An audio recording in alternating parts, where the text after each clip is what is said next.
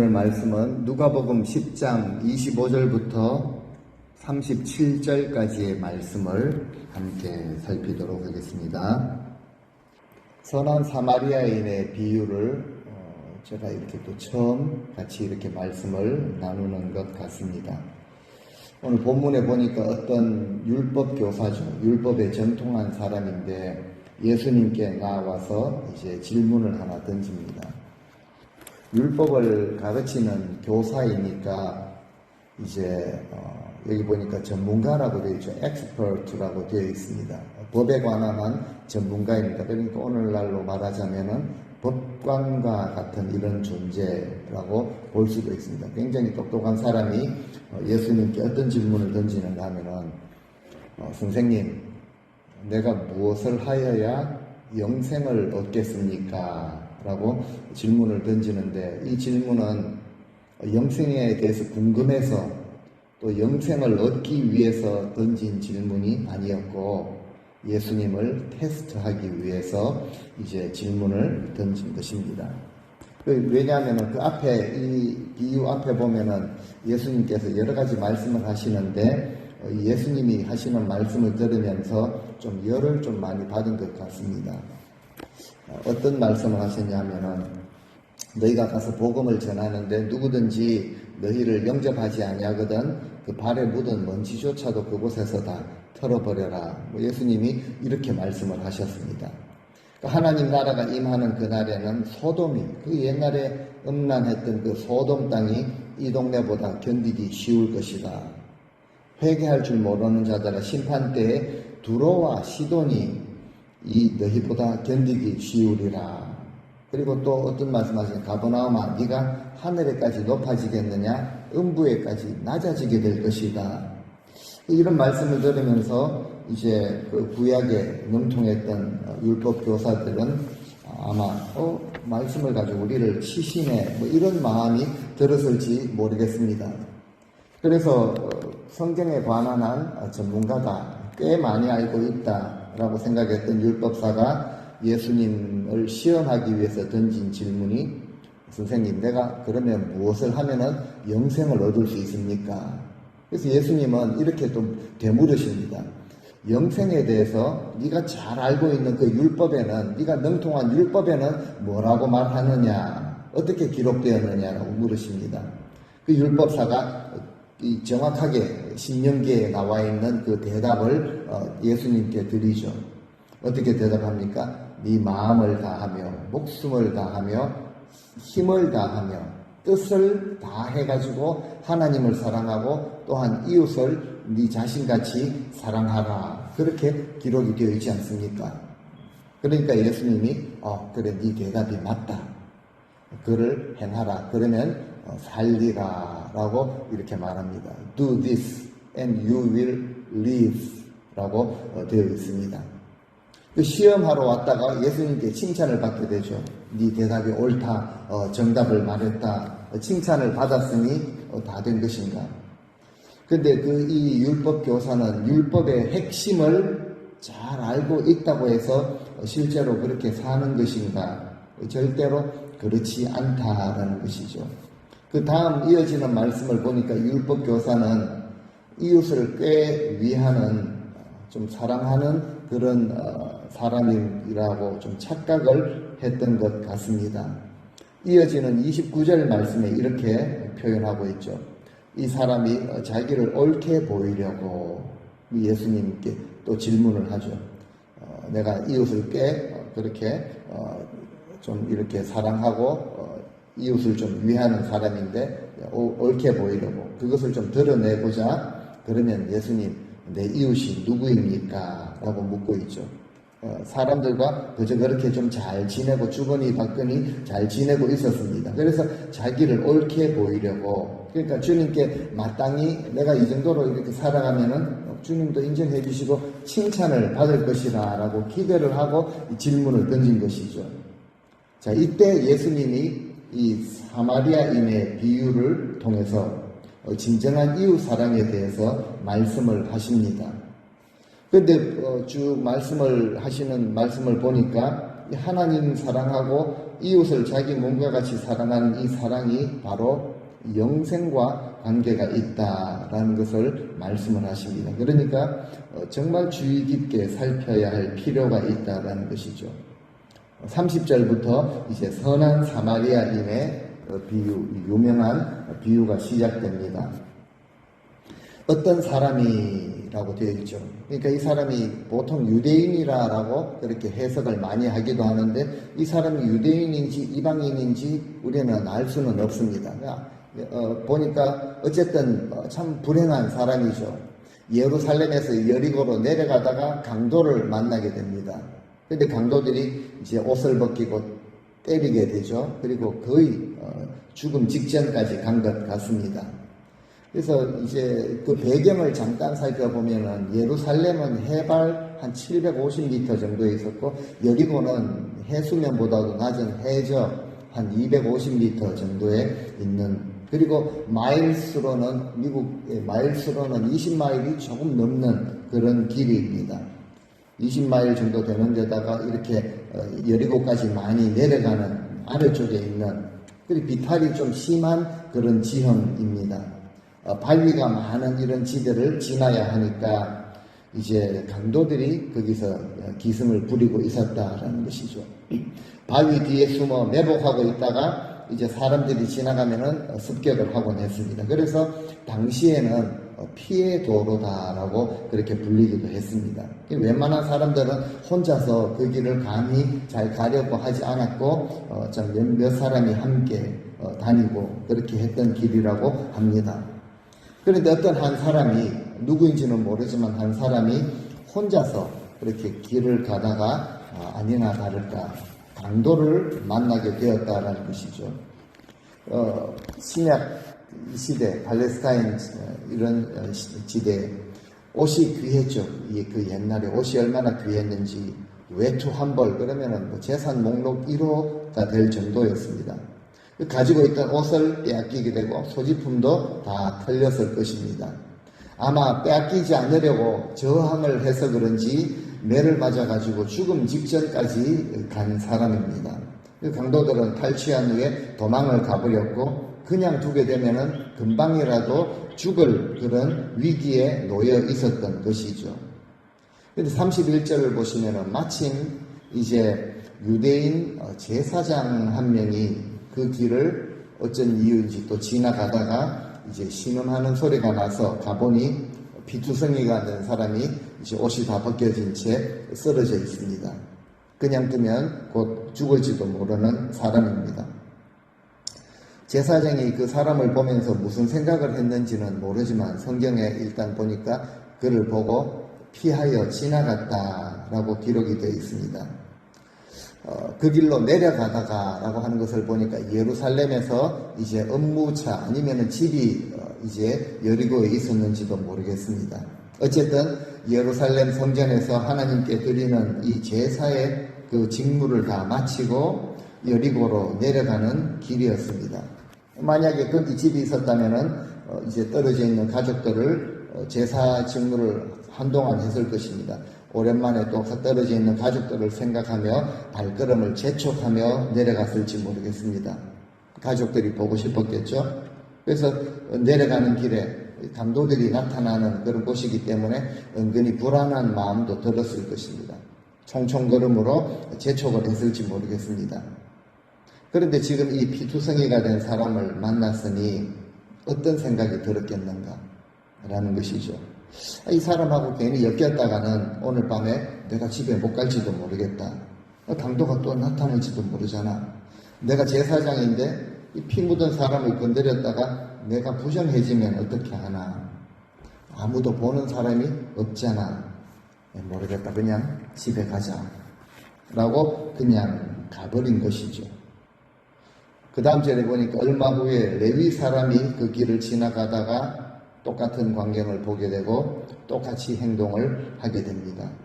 레위 사람은 제사장 밑에서 제사의 실질적인 모든 일을 수종드는 그런 사람이었죠. 감당했던 그런 직분을 가진 자들이었습니다.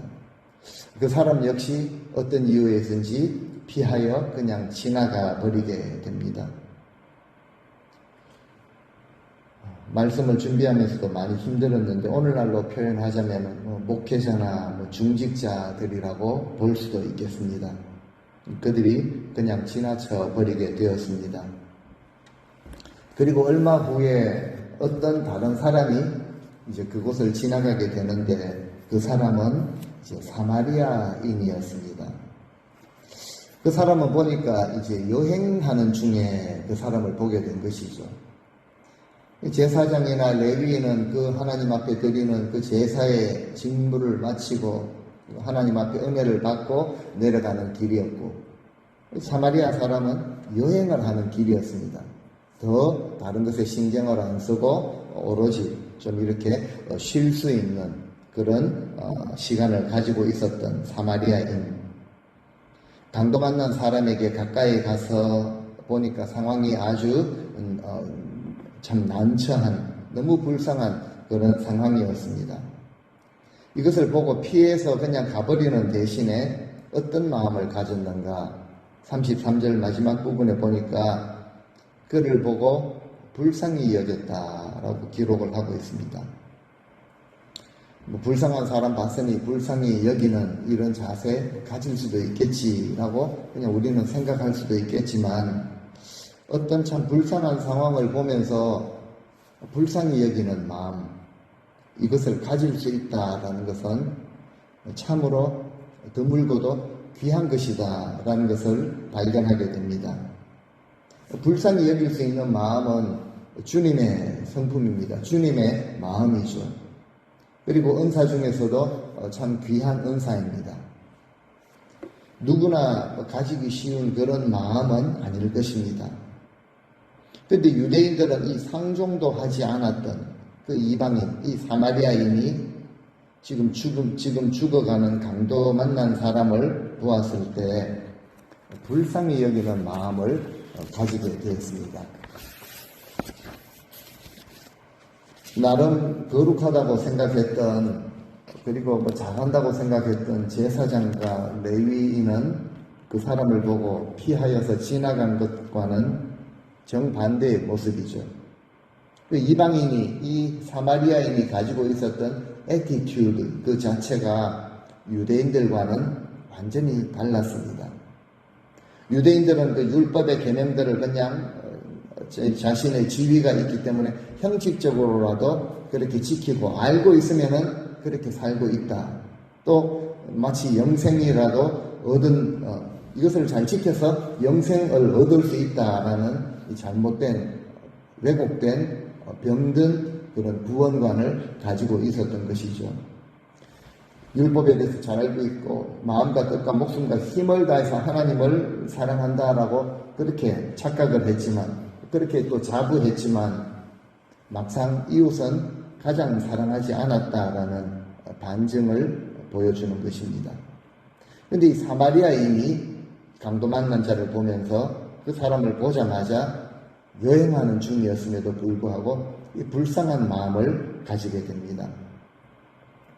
그 사람이 유대인이든 그리고 이방인이든 누구든지 상관없이 불쌍한 형편에 있으니까 불쌍하다라는 마음이 들었고, 그리고 그곳을 그냥 지나갈 수 없었다는 거죠. 제사장과 레위인이 했던 것처럼 그렇게 그냥 지나칠 수가 없었던 것입니다. 그래서 그 사람의 따르는 팔로우하는 행동들을 보니까 34절에 자신이 타고 가던 나귀를 세웁니다. 짐을 풀어가지고 포도주와 또 기름을 꺼내가지고 상체에 부어줄 정도이죠. 그 귀한 것을 붓고 싸매어 줍니다. 그리고 자기 짐승에 태워가지고, 그만 처져 있고 죽어가는 사람이니까 이 나귀에 태우는 것도 얼마나 힘이 들었을까. 정말 힘들게 그 사람을 자기 짐승에 태우고 주막으로 데리고 가서 돌보아 주게 됩니다. 상처가 심했으면 아마 밤새도록 닦아내고 또 치료를 그렇게 해 주었을지 모르겠습니다.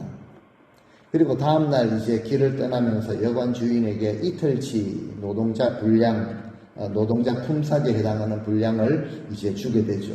오늘날로 말하자면 한 400~500불 정도 적지 않은 그 돈을, 자기 돈을 이 이방인이 지불을 하면서 이 사람을 좀 돌봐주십시오. 며칠 후에 제가 다시 오겠습니다.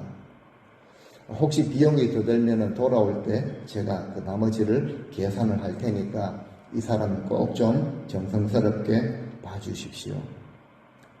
참 대단한 사람이지 않습니까? 자기 비용을 또 이틀치의 노동자 품삯에 해당하는 분량을 그냥 자기 주머니에서 지갑에서 꺼내서 지불을 하고는 길을 떠나게 됩니다. 유대 땅에서 강도 만난 사람을 이 사마리아인 이방인이 이와 같이 도왔다 라고 이야기를 이제 주님께서 마치신 후에 물으시죠. 36절 말씀입니다.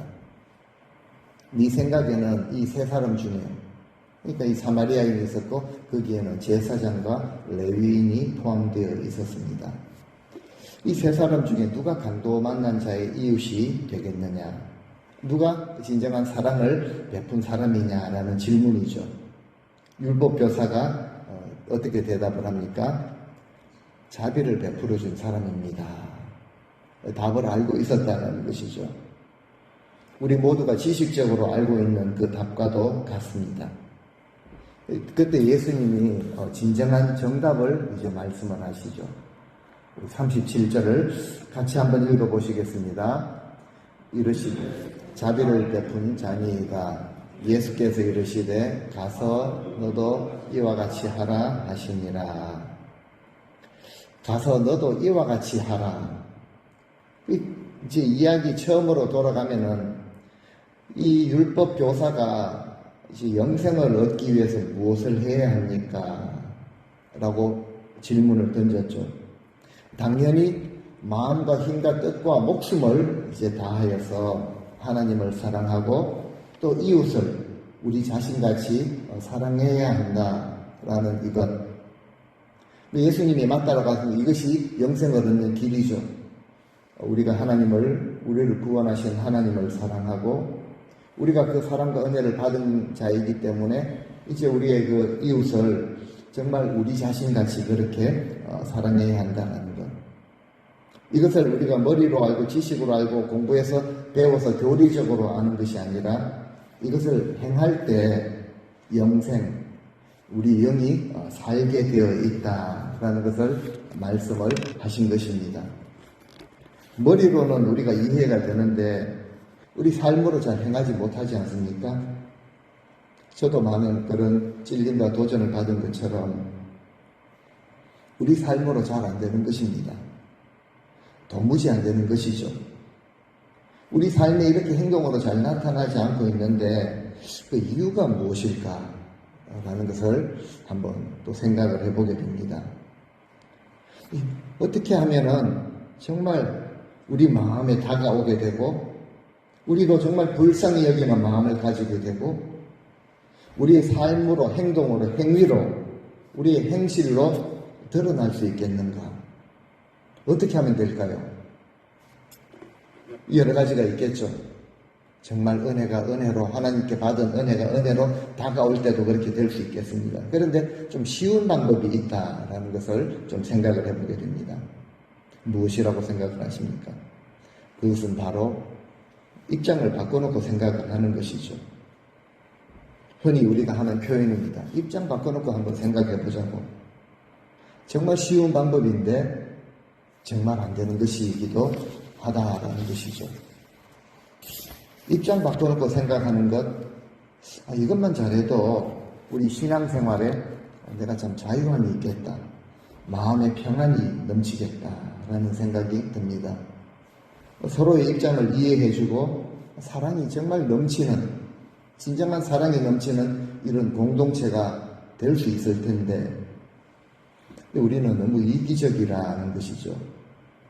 너무 자기중심적으로 살아간다는 것이죠. 누구나 다 가지고 있는 마음 아닙니까? 내 이렇게 힘든데 내 입장을 이해 좀 해주었으면. 제가 함부로 말하는 것이 아니라 성경에 보니까 이미 그런 말씀을 하셨습니다. 디모데후서 3장 1절 2절을 같이 한번 읽어보시겠습니다. 너는 이것을 알라. 말세에 고통하는 때가 이르러 사람들이 자기를 사랑하며 돈을 사랑하며, 예, 여기까지만 읽으시면 됩니다. 말세에 고통하는 때가 지금 이르렀죠. 이유가 무엇입니까?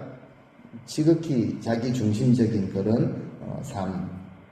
다들 이렇게 살아가지 않습니까? 자기중심적으로 일단 내가 편해야 되고 내가 용납이 돼야 되고 그리고 물질 중심으로 살아가는데 그렇게 살아가는 모습이 계수겠는가?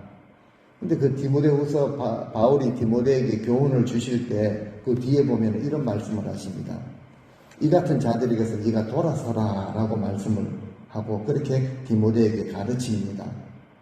우리 이 말씀을 받는 우리 역시 자기 중심적으로 살아가고 물질을 중심으로 살아가는 이런 자들에게서 결별을 하고 돌아서서 그렇게 살아야 할 뿐만이 아니라 주님이 이런 모습을 허락하지 아니하시고 굉장히 싫어하신다라는 것을 우리는 알 수 있습니다. 율법에 정통한 그 교사, 그 사람에게 너 자신은 이 사마리아인이 강도 만나서 거의 죽은 것처럼 길가에 버려져 있는 사람을 불쌍히 여기고 긍휼을 베풀어서 진심으로 그렇게 자기 주머니를 털어가면서 도운 것처럼 너는 과연 이 사람처럼 이 사마리아인처럼 불쌍히 여기고 긍휼을 베풀고 그렇게 사랑을 나누며 살아갈 수 있겠느냐라고 주님이 물으신 것이죠. 어쩌면 오늘 우리 이 시간 저와 우리 성도들을 향해서 우리 주님이 물으시는 질문과도 같습니다. 이 사마리아인이 보여준 그 진정한 이웃 사랑은 바로 우리 예수님의 사랑을 예표하는 것이죠. 우리도 쉽게 이 비유에 맞게 우리 인생을 설명하자면은 우리 인생의 강도를 만나가지고 생명까지 털려버린 우리들이었습니다. 이런 불쌍한 우리를 주님이 그냥 지나치지 아니하시고 우리를 불쌍히 여기셨다는 것이죠. 우리에게 먼저 찾아오시고 우리의 상처를 치료하는 약을 발라주셨습니다. 우리 주님은 자신의 생명을 들이심으로 우리에게 영생을 허락하신 그 주님의 사랑을 이 사마리아인이 보여준 것이죠. 우리는 주님께서는 정말 아무런 대가 없이 그 고난의 잔을 피해가기를 원하셨지만 아버지의 뜻대로 되기를 원합니다. 순종하시면서 자신의 생명을 들이시면서 우리에게 영생을 선물로 주셨지만 진정으로 이 귀한 이 선물을 우리가 받은 자라면은 이제는 우리가 입장을 바꿔놓고 생각할 줄 알아야 한다는 것이죠. 우리가 강도를 만나서 탈탈 털려버린 그런 자들의 진정한 이웃이 되어줄 수 있어야 한다는 사실입니다. 영생을 얻는 것, 천국은 믿음으로 가는 곳이죠. 그런데 진짜 믿음은 천국 가는 이 귀한 은혜를 받은 자들에게는 강도 만난 자의 진정한 이웃이 되어주는 이 불쌍히 여기는 마음을 가지고 있다. 그리고 그 삶에는 그 긍휼을 베푸는 행위가 실제로 드러나게 되어 있다라는 이 사실을 보여주는 것이죠. 사랑하는 자들 내가 사랑하고 위한다 라고 말하는 이런 이방인들도 가지고 있는 사랑, 그들도 세상이 말하는 이런 사랑이 아니라 원수까지 사랑하고 핍박하는 자를 위해서 기도해 주오라고 말씀하시는, 가르치신, 산상수훈에서 가르치신 이것이 진정한 사랑이다 라고 하신 것 같이 선한 사마리아인의 사랑, 우리 주님의 사랑을 우리가 본받아야 한다라는 것입니다. 그래서 이 사랑을 세상도 물론 기독교인들이 많겠지만 이 사랑을 본받으려고 선한 사마리아인, 굿 세메리탄이라는 이름의 병원, 보니까 미국 전역에도 있습니다. 퓨어라비도 있죠. 굿 사마리탄 병원, 구호단체가 많이 있는 것 같습니다. 사랑하는 우리 3.1교회 성도 여러분, 우리는 누구를 많이 닮았습니까? 주님이 말씀하시는 이 선한 사마리아인을 우리가 닮았는가? 아니면 제사장인가? 레위인인가? 우리 가운데는 선한 사마리아인 같은 분들도 많이 계십니다. 할 수 있는 한 사랑을 실천하고 상대방의 입장을 이해하려고 노력하고 그렇게 도우며 살아가고 계시는 분들이, 헌신하는 분들이 계십니다. 또 반면에 솔직하게도 안타깝게도 제사장이나 레위인과 같은 비슷한 모습을 가지고 살아가고 있습니다 라고 고백할 수밖에 없는 분들도 계신 것입니다. 생각해보면은 제사장, 레위인, 성전에서 하나님 앞에 예배를 드리고 제사를 드리면서 여러 가지 험한 그런 일들을 많이 섬기면서 얼마나 많은 은혜를 받았겠는가. 그동안 얼마나 말씀을, 하나님의 율법을 배웠고 가르쳤고 또 알고 있고 그렇게 살아왔겠는가라는 것이죠. 하나님 앞에 그 희생의 제사를 드리며 그 하나님 앞에 기도를 하고 하나님을 열심히 찬송하며 섬겼던 그런 자들이 아니겠습니까? 우리 역시 은혜를 많이 받은 자들입니다. 큰 은혜를 받은 자들이죠. 갚을 길 없는 그런 은혜를 받은 자들입니다. 하나님께 은혜를 받고 돌아가는 길인데 막상 사랑을 주어야 할 대상을 보았을 때 피하여 지나가는, 슬금슬금 피하고 외면하고 애써 외면하고 이유 핑계거리를 찾았던 그런 모습은 없지 않았는가. 어떤 일을 하면서도 상대방의 입장을 이해해 주기보다는 내 주장을 더 내세웠던 이기적인 모습이 강했다면은, 그렇다면 우리가 받은 이 은혜는 도대체 어떤 은혜라는 것이죠. 십자가의 공로로 구원을 받고 나중에 죽으면은 나는 천국 갑니다. 천국 가게 된 그 은혜. 오늘 말씀을 대하면서 우리도 잘못하면은 그들과 같이 될 수 있다라는 것이죠. 하나님 앞에 나와서 말씀 듣고 찬양하고 기도하고 은혜를 많이 받고 돌아가는데 막상 우리 인생을 살아가면서 상대의 입장을 이해해주고 사랑하고 섬겨야 할 그 사람을 만났을 때 우리가 어떻게 했는가라는 것이죠. 주님은 이렇게 말씀을 하십니다. 가서 너도 이와 같이 행하라. Do this 라고 말씀을 하시죠. 우리 자신이 정말 이 사마리아인처럼 행하였는가? 라고 주님이 물으신다면 우리는 어떻게 대답할 것인가? 그냥 지나쳤던 이 제사장과 레위인이 어떻게 되었는가? 성경 본문에 주님께서 그들의 결과에 대해서 말씀은 하고 계시지 않습니다. 그런데요, 우리 주님이 주신 이 성경 말씀을 통해서 우리는 그 결과를 추측은 해볼 수 있을 것입니다. 성경에 무엇이라고 말씀하시는가? 우리 두 구절만 찾아보겠는데 야고보서 2장 13절입니다. 같이 한번 읽어보시겠습니다. 긍휼을 행하지 아니하는 자는 긍휼 없는 심판이 있으리라. 긍휼은 심판을 이기고 자랑하느니라. 긍휼히 여기지 않았던 자들은 긍휼히 여김을 받지 못하고 심판을 받게 된다라고 하실 정도입니다. 마태복음 9장 13절에도 보면 주님이 이런 말씀을 하시죠. 읽어보시겠습니다.